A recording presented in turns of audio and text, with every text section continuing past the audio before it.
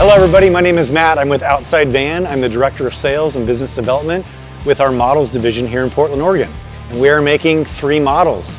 Right now we are introducing our Syncline, which is the second of our 3rd model.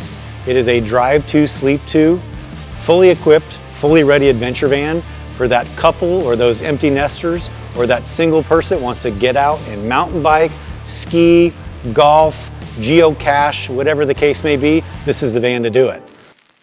Syncline's our new 144 model with kind of an open feeling and an open layout. Many of the RVs that are currently on the market feel a little bit closed in, and something that was really important to us on this build was to make it feel open inside. Opening the slider and not having a galley right in front of you closes off kind of the feel and the atmosphere of the van already. So we want to be able to open the slider, look in and see, oh wow, that's wide open.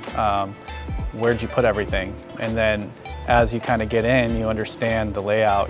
Putting the bed on the passenger side it hides the bed. So when you look in, you see cabinetry and you see an open space and you see some storage areas. A lot of the features in a van, you kind of want it to seem like a good bass player. So I'm a bass player myself, and I think when you have a good bass player, you don't notice it. So every feature in the van, we want it to be so integrated that you don't notice it and it just works.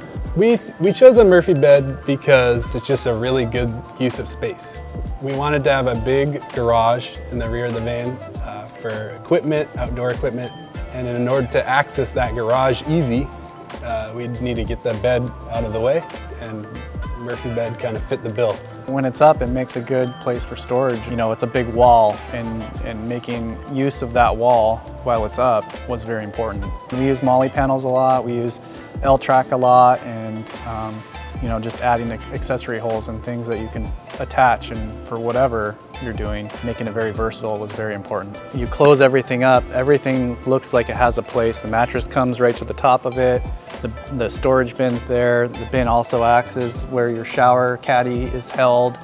It has a lot of purpose now. Everything we did on this van, we made sure to maximize space. Everywhere we could get an extra drawer or storage or cubby, or we would sit in the office and bounce ideas off each other. Well, what if we did this? Or what if we added a little more space here? There was so many aspects of trying to get more storage into the van that was key. The galley itself is a premium galley. It's maximized space. You have a real sink in it that's huge.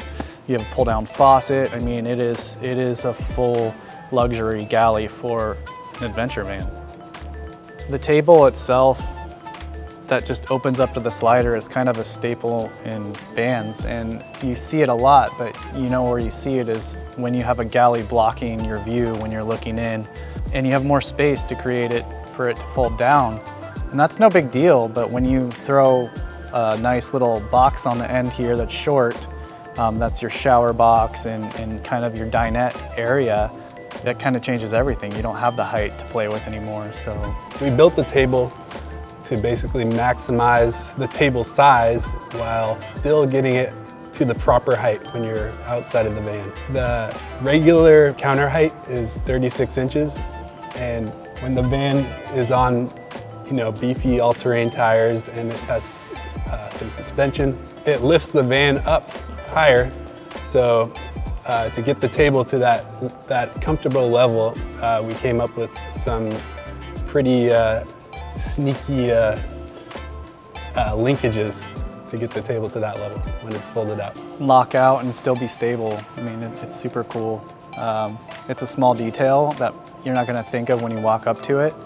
And then making sure that the bug screen comes down and you can still roll it up and still use your table while plugged in, and there's an outlet there. If you want to cook outside, you can. You're set. I mean, it's just super cool.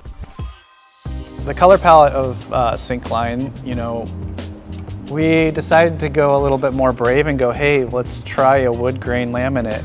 That poses a lot of problems in a production van, only because you have to grain match, but it is very bold. I'm very happy with it, and I'm hoping that everybody likes that look too. I mean, it's just different. When we were designing the overhead, we had some customers come in with an approach and had a Starlink actually mounted on the outside of the van. And then I kind of posed the question of how important is Starlink, and the feedback was insane. I mean, it's what everybody's doing. We actually came up with a closet up in the overhead cabinet. You open it and it has a 120 and a USB and kind of your power for turn on for the power system.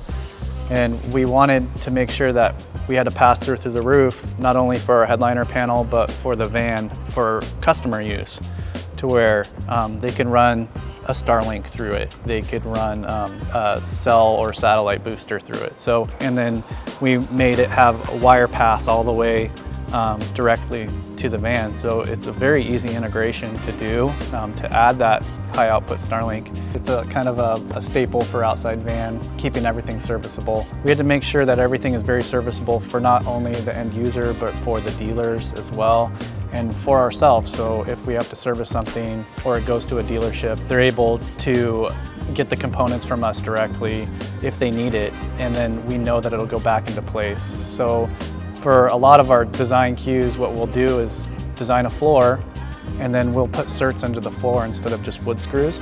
And then those certs locate the systems, and the systems are on their own brackets. So the brackets can be swapped out very easily or serviced very easily. They're bolted down just so that everything has its place and everything's exactly the same when we build the vans. The hallmark of an outside van is how they're put together. These are not slapped together willy-nilly. These are highly engineered. I'd love people to come to our facility to see how they are built coming down the line, how they're constructed. The 1/8" galvanized steel that we use behind all of the attachment points and behind all of the bed rails, the galley. Anywhere there is a component going in is going through our steel first, which makes the van obviously a lot stronger. But when you're on those trails and you are really using the van in the way that's intended to be used, and you get back onto concrete or asphalt, it is very quiet. These are things that people don't think of when they're buying a van.